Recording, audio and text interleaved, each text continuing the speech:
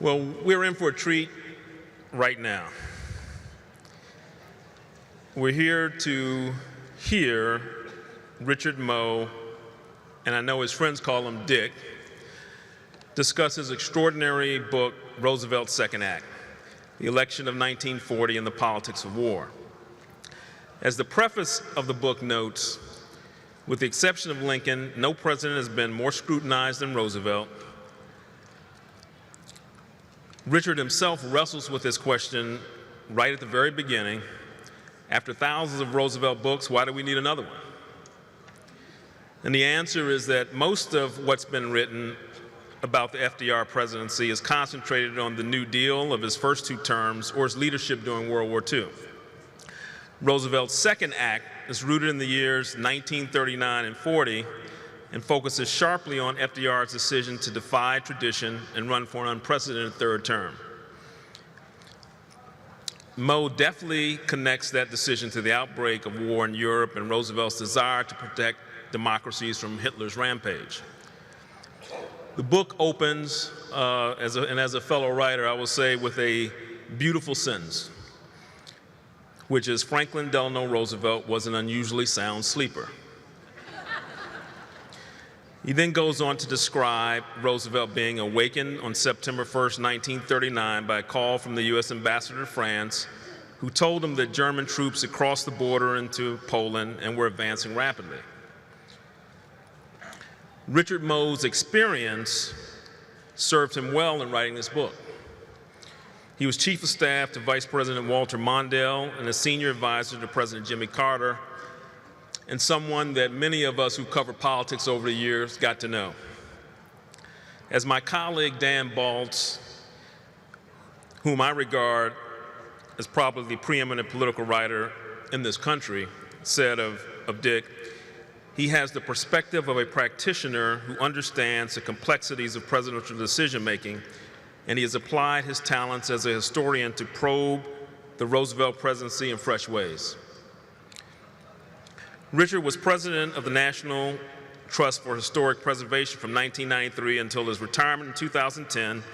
His previous books include The Last Full Measure, The Life and Death of the First Minnesota Volunteers, and Changing Places, Rebuilding Community in the Age of Sprawl.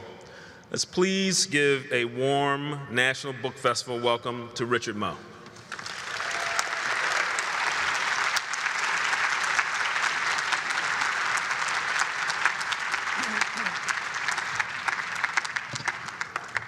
Thank you, Kevin, very much for that kind introduction.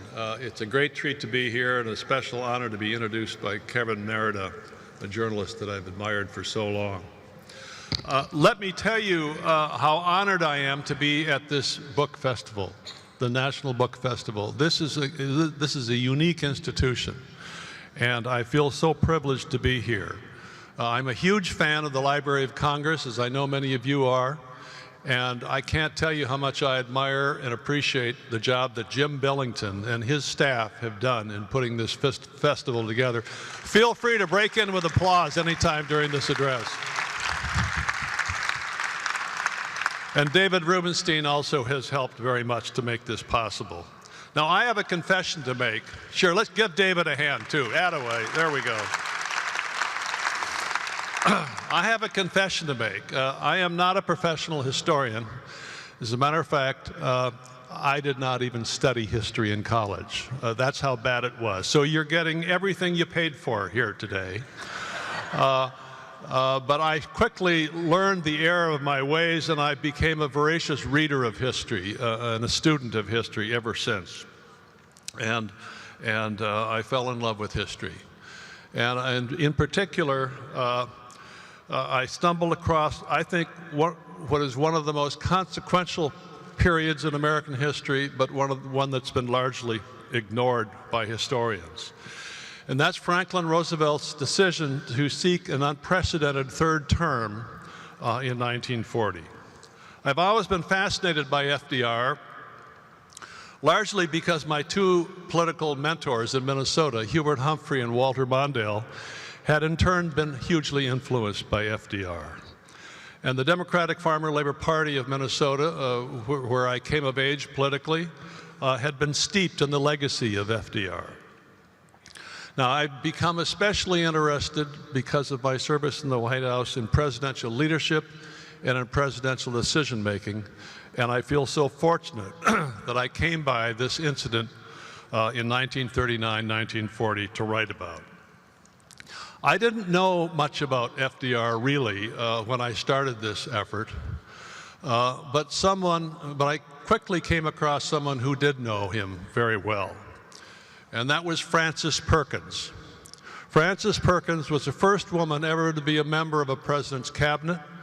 She was FDR's Secretary of Labor, and she knew him beginning in 1910 when he showed up in Albany as a very young and somewhat arrogant legislator. Here's what Frances Perkins had to say. Franklin Roosevelt was not a simple man. That quality of simplicity which we delight to think marks the great and noble was not his. He was the most complicated human being I ever knew. And out of this complicated nature, there sprang much of the drive that brought achievement. It made it possible for him to have insight and imagination into the most varied economic, geographical, social, and strategic circumstances thrust upon him as the responsibilities of his time. Now, as Kevin said in his introduction, there have been literally thousands of books written about FDR, probably more than any other president except Abraham Lincoln. So why do we need another book? It's a very fair question. Well, as Kevin pointed out, most of those books have been written about either the New Deal years, which were obviously consequential, or increasingly his leadership during World War II. There has been almost nothing written about the connective tissue between those two epical achievements. And that connective tissue was the election of 1940, where FDR wrestled with whether or not to challenge history, challenge precedent, and run for a third term. During this period, excuse me, of 1939, 1940, he tried to prepare the country for the war that he knew was coming to the United States. And he tried to ensure that his successor in the White House was a Democrat who supported both his foreign and domestic policies and who could be elected in 1940. I tried to get into his head. You're going to have to excuse me because I have a little bit of a cough. Excuse me. I tried to get into his head, which was not an easy thing at any time, but it was particularly difficult at this period. He, of course, wrote no memoir. He didn't confide much in intimates. He didn't have many intimates, as we will see. So it was very, very hard to get into his head. Franklin Roosevelt won a huge landslide election in 1936. He carried all but 2 states. It was an incredible mandate that he had. But he misread his mandate, and he overextended himself beyond the mandate that he was in fact given. He experienced almost immediately through his hubris what we have come to know as the second-term curse. As a matter of fact, I believe he invented the second-term curse. He immediately set up a very ill-considered court-packing plan to the Congress, and it was immediately and decisively rejected. He took his foot off the economic accelerator, cut back on federal spending. 2 million more people joined the unemployment rolls.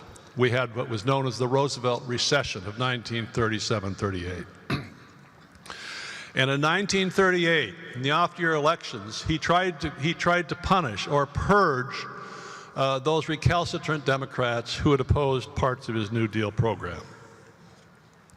And he totally failed. So he had gone in 2 years from the high point of his presidency in terms of public opinion to the lowest point of his presidency, the nadir, in 1939. The New Deal had already run its course. There was no appetite for more of it. And FDR was in fact already shifting his attention from domestic and economic affairs to the foreign affairs, particularly the war breaking out in Europe. Now, he had planned to retire to Hyde Park after his 2 terms, which of course was the custom.